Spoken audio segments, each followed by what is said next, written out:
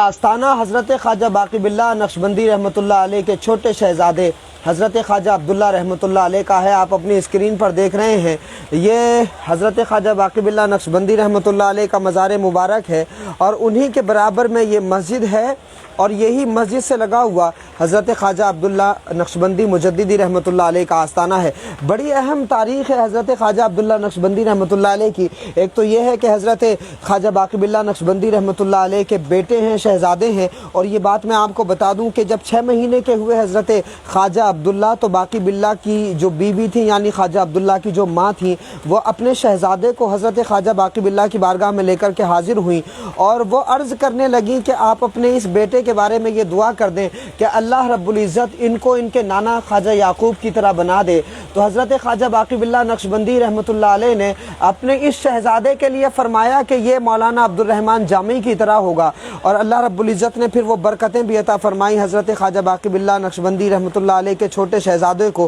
कि ये अपने वक्त के मौलाना अब्दुल रहमान जामी बने। और आपको एक बड़ी अहम ख़ास बात बताऊँ कि हज़रत ख्वाजा बाक़ी बिल्लाह नक्शबंदी रहमतुल्लाह अलैह के मुरीद और ख़लीफ़ा हैं इमाम रब्बानी मुजद्दिद अल-फ़सानी हज़रत शेख अहमद फ़ारूक़ी सरहिंदी रहमतुल्लाह अलैह और हज़रत ख्वाजा अब्दुल्ला मुरीद व ख़लीफ़ा हैं इमाम रब्बानी मुजद्दिद अल-फ़सानी हज़रत शेख अहमद फ़ारूक़ी सरहिंदी रहमतुल्लाह अलैह के। ये कितनी अहम बात है और कितनी ख़ास बात है। मैंने तज़किरा हज़रत ख्वाजा बाक़ी बिल्लाह में ये पढ़ा कि हज़रत ख्वाजा अब्दुल्ला ने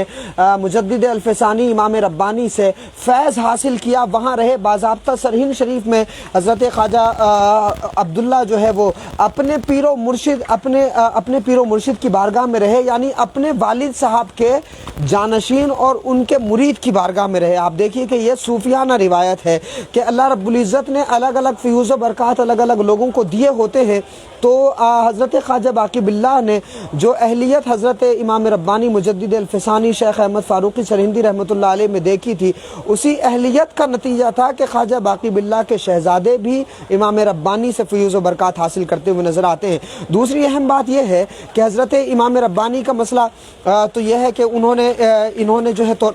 वहाँ से तरबियत पाई और फैज़ पाया और फिर जब दिल्ली पहुँचे हैं तो दिल्ली में भी कुछ बुज़ुर्गों से मुलाकातें रही हैं। उसके अलावा बड़ी ख़ास बात यह है कि हिंदुस्तान में शाह वलीउल्लाह मुहद्दिस देलवी रहमतुल्लाह अलैह का जो खानवादा है वो इल्म हदीस के हवाले से बहुत अहम माना जाता है और इल्म हदीस की जो तारीख़ है वो शाह वलीउल्लाह मुहद्दिस देलवी रहमतुल्लाह अलैह के खानवादे के बगैर मुकम्मल होती ही नहीं है। तो शाह वलीउल्लाह के जो वालिद मोहतरम हैं यानी हज़रत शाह अब्दुल रहीम मुहद्दिस देलवी रहमतुल्लाह अलैह, उन्होंने भी हज़रत ख्वाजा अब्दुल्ला रहमतुल्लाह अलैह से फैज़ पाया है। तो ये बड़ी ख़ास बात है कि ख्वाजा अब्दुल्ला ने हज़रत मुजद्दिद अल-फ़सानी से फैज़ हासिल किया और फिर इसी तरह से हज़रत शाह अब्दुल रहीम मुहद्दिस देलवी जो शाह वलीउल्लाह मुहद्दिस देलवी के वालिद मोहतरम हैं, उन्होंने हज़रत ख्वाजा अब्दुल्ला से फैज़ पाया है। तो ये बड़ी ख़ास बात है और ज़ाहिर मुहद्दिसीन के खानवादे को तो तमाम ही लोग मानते हैं। तो आप इस बात को ज़रा सोचिए और गौर करिएगा इस मामले पर कि जो मुहद्दिसीन का खानवादा है वो भी नक्शबंदी मुजद्दिदी फैज़ान लिए हुए है। उसके अलावा शेख अबू रज़ा मोहम्मद हों जो हज़रत शाह वलीउल्लाह मुहद्दिस देलवी के चचा हैं वो भी, और उसके अलावा शाह अब्दुल रहीम मुहद्दिस देलवी और उनके वालिद हज़रत शेख वजीहुद्दीन, ये तमाम लोग बुज़ुर्गों से बड़ी मजबूती से जुड़े हुए थे। तो मुहद्दिसीन भी ये जानते थे कि जहाँ से किताबी इल्म का जहाँ पर किताबी इल्म की इंतहा होती है वहाँ से रूहानी उलूम की और रूहानी फ़यूज़ व बरक़ात की जो है वो इब्तिदा होती है। तो इसी वजह से नक्शबंदी मुजद्दिदी फैज़ान हज़रत शाह अब्दुल रहीम मुहद्दिस देलवी ने हासिल किया। और अनफासुल आरिफीन जो हज़रत शाह अब्दुल रहीम मुहद्दिस देलवी की हयात पर लिखी हुई है, आप उसमें पढ़ेंगे उस ज़माने के बहुत सारे लोगों के उसमें वाक़यात मौजूद हैं। हज़रत शाह अब्दुल रहीम मुहद्दिस देलवी ये बात फरमाते हैं कि एक मरतबा हज़रत जब दर्स दे रहे थे तो हम तमाम ही लोग उसमें मौजूद थे। हज़रत को भूख का एहसास हुआ तो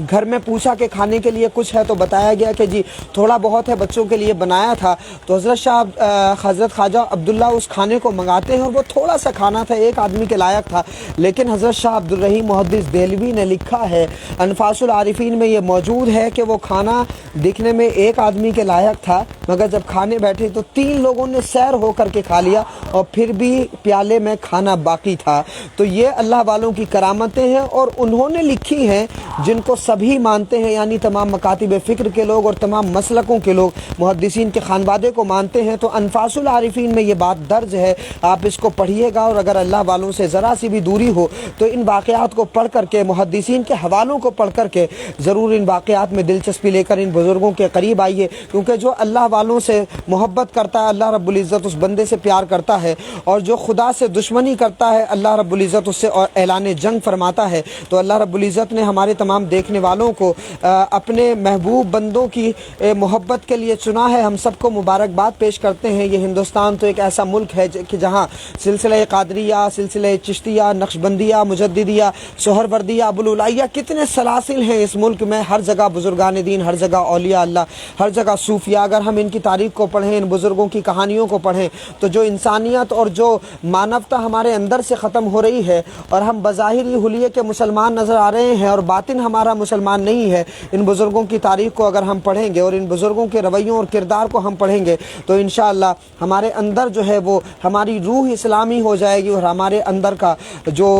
حال ہے، ہمارے اندر کی جو کائنات ہے وہ بھی مسلمان ہو جائے گی، اور اسی باطن کو مومن کرنے کی ضرورت ہے۔ بظاہر حلیے میں دکھنے والے مسلمان تو ساری دنیا میں پائے جاتے ہیں، لیکن خواجہ عبداللہ، خواجہ باقی باللہ، حضرت مجدد الفسانی جیسے لوگ کم ہی دنیا میں پائے جاتے ہیں، اور ہمیں ضرورت ہے کہ ہم ان بزرگوں کے نقش قدم پر چلیں، کیونکہ اللہ رب العزت نے یہ فرمایا ہے کہ اے مومنو اللہ سے ڈرو اور سچوں کے ساتھ ہو جاؤ۔ اس کے علاوہ اللہ رب العزت نے ان سچوں کے ساتھ رہنے کا حکم فرمایا، مرنے کا حکم فرمایا، اور انہی سچوں کے ساتھ میں گڑنے کا حکم بھی فرمایا۔ بہت سارے لوگ مجھ سے پوچھ رہے ہیں تو یہ عیدگاہ روڈ ہے نبی کریم میں، اور نبی کریم میں ہی یہ حضرت خواجہ باقی باللہ نقشبندی رحمۃ اللہ علیہ کا مزار مبارک ہے۔ جب آپ نئی دلی ریلوے اسٹیشن آئیں گے تو یہیں سے مزار مبارک قریب ہے۔ کسی بھی رکشے والے سے اگر آپ پوچھیں گے درگاہ جانا ہے، خواجہ باقی باللہ کے آستانے پر جانا ہے، تو وہ آپ کو چھوڑ دے گا عیدگاہ روڈ پر،